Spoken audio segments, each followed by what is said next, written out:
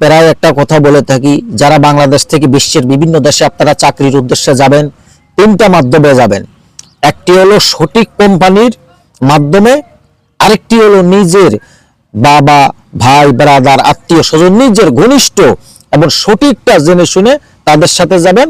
আরেকটা হলো ভালো এজেন্সির মাধ্যমে যাবেন, কিন্তু কখনো দালালের মাধ্যমে যাবেন না। বর্তমান সারা বিশ্বে দালাল দিয়ে ভরপুর হয়ে গেছে। শুনলাম সৌদি আরবে নাকি এমন 10 জন বাংলাদেশি সহ মোট কয়েকটি দেশের মোট 20 জনকে শিরচ্ছেদ করা হয়েছে।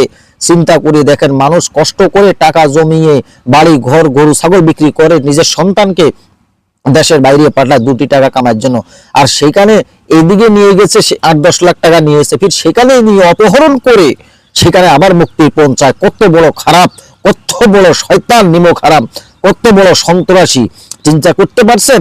এই জন্য এদের এই সঠিক বিচার হয়েছে, আলহামদুলিল্লাহ।